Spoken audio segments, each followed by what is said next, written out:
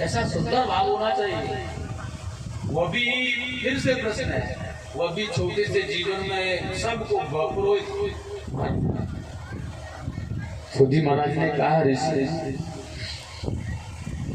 बड़ा प्रसन्न हुआ। किसी संत से कोई चर्चा ज्ञान की जाए, सत्संग की कोई बात की जाए तो बड़ा प्रसन्न, अगर है वाकई में साधुता है उसके अंदर है तो बड़ी प्रसन्न होते हैं, बड़ा अच्छा।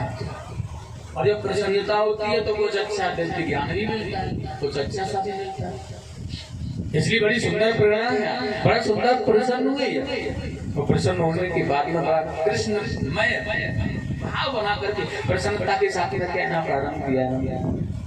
मैं आपको वो कथा सुनाऊंगा जो कि केवल 7 दिन में महामुनि आदरणीय सुखदेव स्वामी ने राजा परीक्षित को मुक्ति के द्वार पर भगवान के श्री चरणों में हृदय रूपी प्रवेश द्वार में समागम करा दिया। अद्भुत जिसे कोई न करा पाया। ऋषि आप ध्यान से सुनिए, बड़ा सुंदर कार्य है। परीक्षित कथा वक्त समायाम संस्कृते। सुखदेव जी ने जो राजा परीक्षित को कथा सुनाई थी, बड़ी पावन कथा है, बड़ा आनंद भाव है। लेकिन वो बताने जाना जिस समय सुखदेव स्वामी ने राजा परीक्षित को कथा सुनाई, उसी समय देवता लोग अमृत का घड़ा लेकर के आ गए और देवताओं ने महामुनि सुखदेव जी से कहा, प्रभु जी यह अमृत का घड़ा आप ले लो, राजा परीक्षित को पिला दो। और यह कथा अमृत जो आप राजा परीक्षित को पिलाने जाना है, इसे हमें करना। अज्ञानी पुरुष तो कुछ भी कर सकता है, लेकिन ज्ञानी पुरुष ऐसा कैसे कर सकता है? इसलिए कहा सुनो भैया, अब मना कैसे करेंगे, हम आपको कथा नहीं सुना सकते। लेकिन बड़ा सुंदर बात है, ठीक है आप पधारो, हम थोड़ा विचार अपने यजमान से पूछ लेते हैं, इनकी क्या मतलब। और आज सुखदेव स्वामी ने बड़ा सुंदर कहा, राजा परीक्षित ये देवता लोग हैं ना, आपको अमृत पिलाना चाहते हैं क्या? क्योंकि आपको तक्षक सर्प का अगर भय है तो अमृत पीने से तुम अमर हो जाओगे या भय निकल जाएगा, या फिर कथा अमृत पान करोगे, क्या करोगे? परीक्षित भी ज्ञानी पुरुष थे महाराज, उन्होंने बड़ा सुंदर कहा, हे भगवान मैं पूछना चाहता हूँ पहले कि यह कथा अमृत पीने से क्या मिलेगा और घट अमृत पीने से क्या मिलेगा, हमें पता तो चले कि हमें क्या मिलना है, क्या मिले। स्वामी सुखदेव जी ने बड़ा सुंदर कहा, तपस्यामि वयं सर्वे श्रीमद्भागवती व्रतम। अगर ये भगवान की कथा का पान कर लिया तो सदा सदा के लिए बंधनों के भाव से मुक्त हो जाओगे, भगवान की कृपा हो जाएगी। वो तुम्हें अपना बाजूबंद बनाकर भी पहन सकते हैं, हृदय का हार भी बना सकते हैं। अद्भुत प्रेरणा, स्व शरीर भगवान के श्री अंग अंग में समान निष्ठ हो जाओगे आप, क्या वो अपनी कृपा क्या करें। और अगर यह घटामृत पी लिया तो क्या होगा? छीने पुण्य मृत्यु लोके बस। जितने दिनों तक पुण्य अर्जित रहेंगे उतने समय तक स्वर्ग में रहोगे आप महाराज। और जैसे पुण्य स्वर्ग का भोग भोगोगे और जैसे ही पुण्य समाप्त हो जाएंगे दर की ठोकरें खाओगे, फिर धकेल दिया जाएगा तुम्हें, मृत्यु लोक में आ जाओगे और फिर वही जीवन। जब तक अकाउंट भरा हुआ है तब तक तो आनंद है, जब उसके अंदर से सामान निकल गया, धन निकल गया, अकाउंट खाली हो गया, जीरो बैलेंस हो गया, तो कुछ नहीं मिलने वाला है। क्या मिलेगा? कौन क्या दे देगा? ये कार्ड काम नहीं करेगा, फिर तो दुकान से बाहर कर दिया जाएगा, धुलकार दिया जाएगा तुझे। वही ठीक है, जब तक पुण्य है स्वर्ग में रह करके देवताओं के जैसे आनंद को भोगोगे राजा परीक्षित। और उसके बाद में जैसे पुण्यों का अकाउंट समाप्त हो जाएगा ना तुम्हारा, दुनिया के दलदल में आकर के फिर जीने लगोगे, फिर तुम्हारी क्या करोगे, कैसे करोगे? स्वामी सुखदेव जी से राजा परीक्षित ने कहा तो फिर जाकर कह दो इन देवताओं से कि मुझे इनका अमृत नहीं पीना, मुझे इस भगवान की कथा सुनो। मैं तो आपके द्वारा झरने वाला अमृत पीऊंगा प्रभु जी। तो जाकर स्वामी सुखदेव जी ने कहा, राजा परीक्षित ने तो यजमान है भैया, इनको पता था, ये तो भैया कथा अमृत ही पिएंगे, बाकी घट अमृत पीना नहीं चाहते। देवता लोगों ने देखा है, बताओ, जिस अमृत के लिए देवता तरसते हैं, दुनिया के लोग तरस रहे हैं उस अमृत के लिए, इसने धुतकार दिया, उसे ठोकरा दिया। क्या है ये श्रीमद् भागवत, क्या ज्ञान है इसके अंदर, क्या है ये, जैसे ये सुनने जा रहा है। ब्रह्मा जी को जाकर के कह दिया। सूत जी महाराज ने कहा, ऋषियों ब्रह्मा जी को भी ऐसा लगा, क्या श्रीमद् भागवत सभी से बढ़कर भी हो सकता है, अद्भुत मोह। और तुलसीदास जी ने कहा, मोह सकल व्यापन कर, अत्यधिक मोह कहीं करो कहीं सही कर दी। तुलसीदास जी ईश्वर करना है, उसी से दो ताही ते जट बबसूना। अब क्या कर रहे, ब्रह्मा जी को मोह हो गया, दुख का कारण बन गया। परीक्षा करना है, एक पढ़ले में श्रीमद् भागवत जी को रख दिया, एक पढ़ले में सारे ग्रंथों को रख दिया। अब ठाकुर जी कहाँ किसको बड़ा बना रहे हैं, कब किसी को किसका मान कराते हैं, कब किसका सम्मान कराते हैं, कब किसे छोटा बनाते हैं, ये कोई नहीं जानते। उनकी माया बड़ी निराली है, अद्भुत है उनकी माया। इसलिए श्रीमद् भागवत जी का पढ़ला ही सदैव भारी रहा। ब्रह्मा जी के मोह का अंधकार नष्ट हो गया, देवताओं को समझा कर भेज दिया। स्वामी सुखदेव जी ने बड़ी सुंदर कथा कही है, बड़ा आनंद, राजा परीक्षित को दिव्य आनंद की प्राप्ति कराना है महाराज। नैमिषारण्य पावन तीर्थ में सूत जी महाराज सौनकादिक ऋषियों को यही आनंदमय भाव बता रहे हैं, जो सुखदेव स्वामी ने राजा परीक्षित को कहा। कथा वह होनी चाहिए जो हृदय रूपी आनंदमय भाव को प्रकाशित कर दे, वो कथा है। जो हमारा रोम रोम प्रफुल्लित होने लगे उसे कथा कहते हैं। और ऐसे ही सूत जी महाराज ने बड़े सुंदर भाव से कहा, वाकई में यह अमृत और कथा की बराबरी देवताओं ने करना चाहा, लेकिन अमृत और कथा की बराबरी कैसे है? अमृत है कांच का टुकड़ा और भगवान की कथा है एक मणि। और सुनो, कितने भी कांचों में मणि को जाकर बंद कर देना, अगर उसके प्रकाश देने का जब समय होगा ना, तो वह प्रकाश देने के लिए चाहे उन कांच के टुकड़ों को तोड़ती हुई अपने प्रकाश को फैलाई, लेकिन वो अपना प्रकाश फैलाए बगैर नहीं रहेगी, कथा की नहीं रहती। चाहे उसे तोड़ना पड़े, उसे कांच के टुकड़ों को तोड़ देना पड़े। ठीक उसी प्रकार से भगवान की कथा और ये अमृत उसकी बराबरी कैसे हो सकती? अद्भुत भाव, अद्भुत आनंद है। बोलेंगे गोविंद भगवान भागवत कथा कम प्रेम स्थापयति इति कथा। भगवान की प्रेममय भाव को सुंदर शब्दों में सजो करके हमारे मन मैले कुचले मन में प्रकाश भर देना, ऐसी कथा हमें सुने। ऐसी कथा होगी।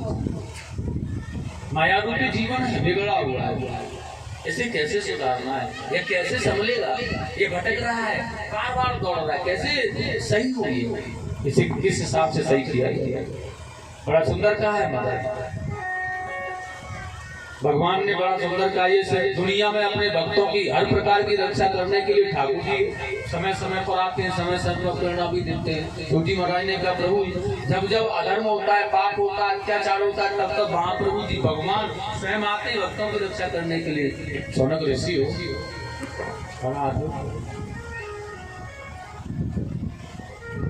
भगवान के आने के अनेक अवतारों का विवरण, अनेक अवतारों की कथाएं जिससे आप श्रवण करने जा रहे हैं। सूत जी महाराज ने बड़े सुंदर भाव से कहा। कथा में आता है, हृदय में भक्ति ज्ञान वैराग्य का उदय कैसे हो। नहीं होता है तो फिर कथा नहीं सुनी, और हो रहा है तो परमात्मा की कृपा हो रही है। कैसे मिलेगा, कैसे उदय हो इसका? क्योंकि जब तक इसका उदय नहीं है तब तक तो ये सूखा पेड़ की बात है। जीवन हमारा ये हरा भरा कैसे होगा? ऐसे हरा भरा करना है तो क्या प्रयास करना पड़ेगा, कैसे मालूम हो, मैं कैसे ये पता चले। लेकिन विचार करने पर मालूम होता है हमारे आपके जीवन में भी ज्ञान वैराग्य भक्ति का अक्ष तो है, लेकिन वो उजागर करने, वो कैसे उजागर होगा, वो प्रकाशित कैसे होगा? ये सभी भगवान की कथाओं से प्रकट होता है, सद ज्ञान के द्वारा प्रकट होता है, यह सर महापुरुषों के द्वारा प्रकट होता है। जब हमें ये आदर्श है, हमारी भगवान की कथा, शास्त्र है, ये हमारे किताब है, बड़ा सुंदर। जब तक नहीं सुनेंगे, जब तक जाएंगे नहीं भगवत पांडाल में, पहुंचे हैंगे ही नहीं, तो ज्ञान कैसे मिलेगा, भक्ति कैसे अर्जित होगी, वैराग्य कैसे मिल सकता है?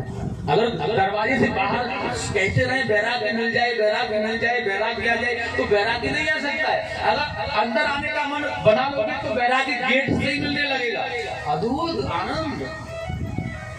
और यहाँ की प्रसन्नता का बखान करते ही वैराग्य आने लगता है, अद्भुत भक्ति नित्य क्लोज करने लगती है, ज्ञान प्रकाशित होने लगता है। लेकिन बाहर खड़े होकर के अगर रास्ते में कहें कि वैराग्य मिले, वैराग्य मिले, तो वैराग्य कैसे मिले? वैराग्य तो पाओगे आओगे तभी। अब कथा समझ में नहीं आती, कथा क्या कहते हैं यार, वक्ता लोग, सत्संग लोग में सत्संगी लोग क्या कहते हैं, ये क्या समझाने का प्रयास करते हैं, क्या बातें करते रहते हैं, ये कोई समझने की बात है? हमारी समझ में तो आता है, क्योंकि समझ में जब तक नहीं आता है, जब तक उसे समझा न जाए। क्रिकेट समझ में कैसे आ जाता है? क्या एक बार देखने से आ गया था? मूंगनी को देखते हैं वो समझ में कैसे आ जाती है? एक बार देखने से आ गई थी क्या? हमारे अध्यापक गुरुकुल में हमें ले जा करके अंक अक्षर लिखना सिखाते हैं, तो कई बार तो आजकल तो 2-3 वर्ष निकाल देते हैं, बड़े बड़े स्कूलों में 2-3 साल तो वैसे निकाल देते हैं, उसे रिहर्सल कराते हैं, हिलाने का प्रयास अपनी बात में। उसके बाद में हम अक्षर लिखना सिखाते हैं, तो क्या वो जाते ही लिखने लगता है? समझता है उसकी भाषा को, मैं किस लिए आया हूँ, मैं यहाँ मुझे करना क्या है, यहाँ क्या करूंगा मैं यहाँ करके। इसलिए धीरे धीरे जब उसके समझ में देखता रहता है, बार बार कुछ बिगाड़ता है, कुछ समझता है, तो वह लिखने लगता है। अच्छा, लेकिन आंखों बनाने से पहले उसे आंखें कई प्रकार बनाए, कई बार उसे समझा, तब जा करके आ बना। तो ये इतनी आसानी से समझ में आ जाए। ये पूरा कागज ही तो है मानव का जीवन, इसमें भरन आए से तो आकर बाहर से ही भर जाए। भागवत पांडाल में आने की कोशिश नहीं की, जीवन में भागवत भर जाए, जीवन में सत्संग भर जाए, ज्ञान भर जाए। कैसे भर सकता है? प्रयास किया जाएगा, आया जाएगा, कथा सुनी जाएगी, एक बार नहीं अनेक बार, बार बार सुनी जाएगी, तो मिलेगा, तो पता चलेगा। और फिर ऐसा पता चलेगा जैसे कि आदत हो जाती है, अगर खेल हो रहा है क्रिकेट का, तो फिर मोबाइल या मूवी को या टीवी को ऑन करके बैठा ही रहता है, मन नहीं, भूल, खाना भी भूल गए, माताजी पिताजी खाना तो खा ले, नहीं उसे पूरा देगा, आकर्षता उसके अंदर भर गई है, इसलिए देख रहा। ऐसे ही उसी आकर्षता को यहाँ भर ले, फिर तुझे कथा के बगैर नहीं रहा जाएगा, फिर तुझे भगवान के बगैर नहीं रहा जाएगा। जहाँ भी होगी ना, जितने जीवन का तेरा समय होगा तुरंत ही पहुंच जाएगा, फिर रहा नहीं जा सकता। और एक बार समझ लिया, एक बार समझ लिया, लेकिन समझा गेट से बाहर नहीं जाएगा, समझने के लिए तुम आना पड़ेगा। इतना भी बड़ा प्रयास करें हम, बच्चे को स्वयं पढ़ा नहीं सकते, स्वयं नहीं पढ़ा सकते, पढ़ाने के लिए गुरुकुल तो भेजना पड़ेगा, तभी वो समझेगा। गाइड कर सकते हैं उसे, लेकिन पढ़ा नहीं सकते, डिग्री नहीं मिल सकती उसे हमारे पास, इसलिए उसे गुरुकुल भेजना।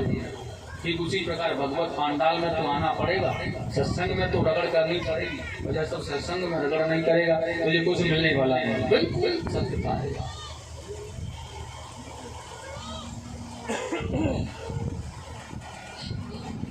बड़ा सुंदर बात, कथाओं में नारद जी का बड़ा सुंदर नाम आता है, नारद। ये नारद कहते कैसे महाराज, बड़ा सुंदर कहा गया। एक बार नारद जी सत्कर्म की परिभाषा जानने के लिए भ्रमण कर रहे हैं। काशी, प्रयाग, पुष्कर, गोदावरी आदि तीर्थों का भ्रमण करते करते करते करते यह वृंदावन से होकर के बद्री नारायण धाम पहुंच गए।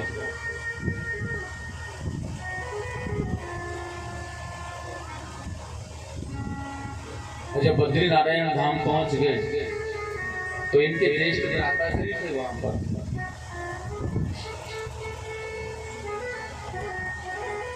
और अपने भाइयों के पास जाकर के नारद जी का मन तो बड़ा थोड़ा खिन्न है, मन बड़ा अप्रसन्न है। भाइयों ने देखा बड़े भाई का कर्तव्य होता है, अगर छोटे भाई का मन अप्रसन्न है तो क्यों है, किस कारण से, इसलिए पूछ लेना चाहिए। इसलिए पूछ लिया, क्या बात है, तुम मुझे बताओ क्या परेशानी है भाई? कमल की भांति खिलने वाला मुखमंडल तेज में था तुम्हारा, लेकिन आज उदास क्यों? बताओ नारद क्या बात है। नारद अपने भाइयों के पास में जाकर वंदन करने के बाद कहने लगे, भैया बहुत बड़ी समस्या मेरे जीवन में आ गई, बताओगे ना? नारद जी ने कहा, मैं काशी, प्रयाग, पुष्कर, गोदावरी आदि तीर्थों में भ्रमण करते करते वृंदावन आया है। तो क्या हुआ?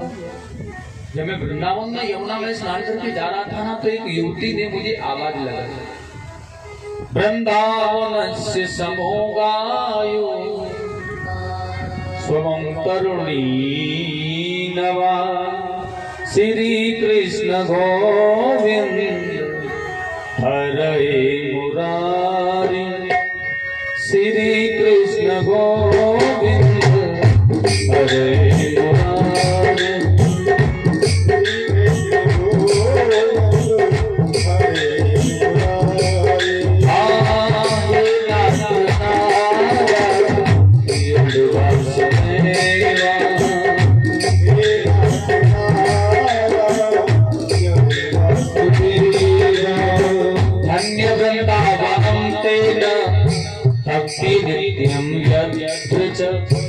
श्री कृष्ण गोविंद हरे मुरारी श्री कृष्ण गोविंद हरे मुरारी।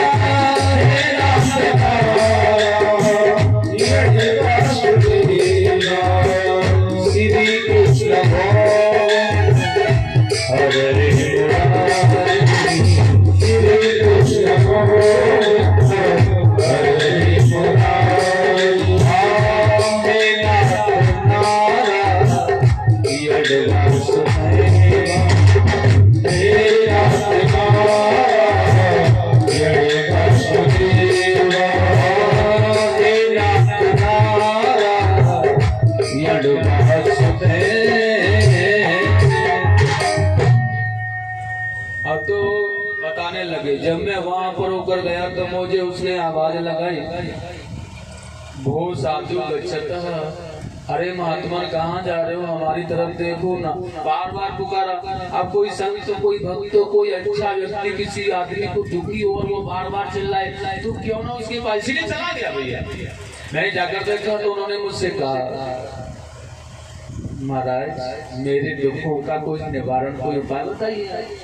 मैंने प्रयास किया, क्या दुख है, क्या परेशानी बताइए, कौन है आप, कहाँ से आए हैं? उन्होंने बताया, मुझे कर्नाटक में पैदा हुई, गुजरात में आकर गुजरात कंचन का लोग ये बूढ़ी हो गई है, लेकिन मैं वहाँ से जब अपने परिवार के साथ में चली, यहाँ वृंदावन में आई ना तो यथावत जवान हो गई प्रभु जी, लेकिन मेरे पुत्र ज्ञान वैराग्य लेट रहे हैं ना मेरे घुटनों पर सर्वत करके।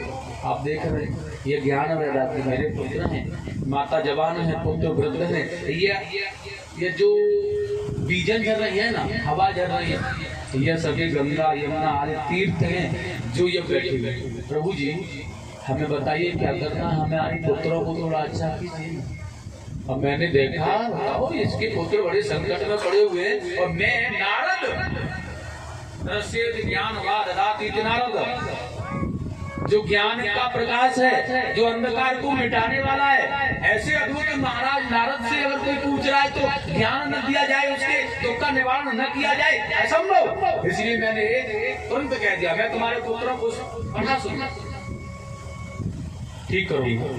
और मैंने वहां पर क्या किया क्या तुमने?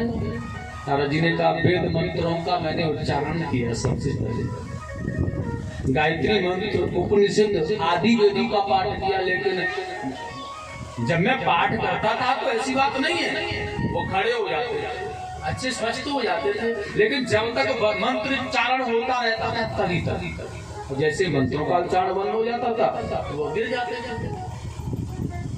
बिना सहारे के लाठी को खड़ा कर दो, छोड़ दो, गिर जाएगा। प्रभु जी मैंने प्रयास किया बहुत भगवान, लेकिन मुझे आकाशवाणी हुई, नारद जी सुनो, ये अहंकार अभिमान मोह के बंधन में मत पड़ो। तुमने पढ़ करके देख लिया, कुछ मिला क्या? कुछ मिलने वाला नहीं है। इसलिए भगवान की प्रभु की माया समझो, प्रभु की कृपा समझो। इसलिए आकाशवाणी ने कहा इन्हें सत्य कर्म की परिभाषा का ज्ञान कराओ। सत्कर्म की परिभाषा, मैंने तो सत्कर्म को ढूंढने, मैंने कहा भी क्या ये मैं जो कर रहा हूँ ये सत्कर्म में नहीं आ रहा, वेद सत्कर्म में नहीं है, उपनिषद आदि पाठ है या क्या नहीं है, या गायत्री मंत्र उपासना या सत्कर्म में नहीं है। फिर मुझे आकाशवाणी हुई, हमने कहा ना मोह के बंधन में मत पड़ो, भगवान की माया समझो इसे, और ये सत्कर्म की परिभाषा का ज्ञान कराओ। तो मैंने आकाशवाणी ने जब कहा तो प्रयास किया। अब मैंने पूछा सभी को ये सत्कर्म किसे कहते हैं, इससे पूछा, उससे पूछा, वहां पूछा। लेकिन एक तो यह भी समस्या आ गई ना कि नारद जैसे ब्रह्मज्ञानी किसी को कुछ पूछ रहे हैं तो जानता हुआ नहीं बता पा रहा है, जानता है लेकिन नहीं बता पा रहा है। नारद जी क्यों पूछते अगर पता ही होता? इसलिए शायद कुछ और तो नहीं है ये सत्कर्म, कुछ और हो सकता है, ऐसा नहीं। घबरा गया, भूल गया, जानते हुए भी नहीं बताया। बड़ी समस्या, और कोई जानता ही नहीं है तो वो बता ही नहीं। नारद जी विचलित हैं, मुंह सूख गया, न कुछ खाया न कुछ पिया, कमल की भांति खिलने वाला चेहरा सिकुड़ गया। अब मुझे ये बता दो भैया ये सत्कर्म किसे कहते हैं? मैं क्या करूं? आपको पता है क्या करूं मैं सत्कर्म में आ जाए? जनक कुमारों ने कहा नारद जी छोटी सी बात पर उदास क्यों कर रहे? पहले तो मन प्रसन्न करो। प्रसन्न तो कोई सज्जन व्यक्ति हमें मिलता है, हम परेशान से होते हैं ना, सबसे पहले यही बात कही जाती है ना, पहले तो आप जल पियो और मन को प्रसन्न, दुखी तो बिल्कुल मत हो, दुख को निकाल दो, समस्या का समाधान हो ही, चाहे नहीं हो रहा है हो ही जाएगा। या बहुत बड़ी बात ये कहती हो ही जाएगा, पल भर के लिए सांत्वना तो मिली, उसे परेशान तो नहीं, आनंद तो मिला, सांत्वना मिल गई, हो जाएगा। नारद जी से कह दिया संत कुमार सुनो, निकालो टेंशन को, निकाल के फेंक दो और बड़ी सुंदर भावनाओं के साथ बैठ जाओ। अब बताओ क्या करना है? सत्कर्म की ज्ञान की परिभाषा बताएं तो एक काम करो, जाकर के उन्हें श्रीमद् भागवत के दिव्य उपदेश दे दो, दिव्य ज्ञान उनके अंदर प्रोहित कर दो, प्रसन्न हो जाएंगे, स्वस्थ हो जाएंगे। नारद जी के मन में आया श्रीमद् भागवत, बस मैंने तो वहां वेदों का उच्चारण किया है प्रभु जी। संत कुमार ने कहा तुम्हें पता नहीं, हमने कहा ना कि भक्ति ज्ञान वैराग्य को आनंदमय करना है तो यह श्रीमद् भागवत का ज्ञान दो, पुरोहित करो उनके हृदय में, भरो उनके हृदय में। नारद जी ने कहा बड़े भैया एक शंका है ना, क्या श्रीमद् भागवत जी वेदों से पढ़ी है क्या? सनत कुमार शांत हो गए। जैसे बीच में प्रश्न कर दिया था परीक्षित जी महाराज ने भगवान सुखदेव जी से, एक बात बताओ भगवान कन्हैया जी ने वस्त्र उठा करके ले गए गोपियों का, समाज पर क्या असर पड़ेगा इसका? ठाकुर जी जैसे कहा परीक्षित ने गला रुक गया, वाणी और बुद्ध सुखदेव जी महामुनि के आंखों से अश्रु बहने लगे। अब तो प्रायश्चित करने लगा, प्रभु जी क्या हो गया बताओ ना भगवान, बताओ प्रभु सुखदेव स्वामी ने कहा राजा परीक्षित अनन्य भक्त है, इसलिए ऐसा वैसा कोई होता तो विराम भी हो जाता, इसलिए कहा मैं तुझे बता रहा हूँ ना कि भगवान माखन चुरा रहे हैं तो कितने वर्ष के हैं, ये गाय चराने जा रहे हैं तो कितने वर्ष के हो गए, कालिया मर्दन किया तो कितने, और यहाँ कितने वर्ष के हैं। आने वाले कलयुग में भी कामना नहीं होगी ऐसे बच्चे के अंदर, अभी तो ये द्वापर होगा। और फिर दूसरी बात ये ब्रह्म की कथा, तू कथा किसकी सुन रहा है, तू किसकी, जहाँ वासनाओं का परित्याग, जहाँ से वासनाएं समाप्त होती हैं वहाँ, और तूने राजा परीक्षित की आंखों में अश्रु आ गए, बेचारा रोने लगा, झरझर पोछार भगवान भूल गई मुझसे, प्रायश्चित किया, अद्भुत प्रयास। वही बात सुखदेव जी हमने ने कहा, कुमारों ने कहा श्रीमद् भागवत वेदों से बड़ा है या छोटा है, तो नहीं कह सकते, हम तो बता ही नहीं सकते, बिल्कुल भी नहीं बता सकते श्रीमद् भागवत छोटा है या बड़ा, या वेद बड़े हैं या कोई अन्य साधन बड़ा है, ऐसा भी नहीं कहते, और कोई महापुरुष ऐसा नहीं कहते। लेकिन इतना जरूर कहेंगे, सुनो हमारी बात, कभी आम का फल खाया है तुमने? नारद जी ने कहा हाँ। पका हुआ फल खाया या कच्चा ही खाया? हाँ पका हुआ।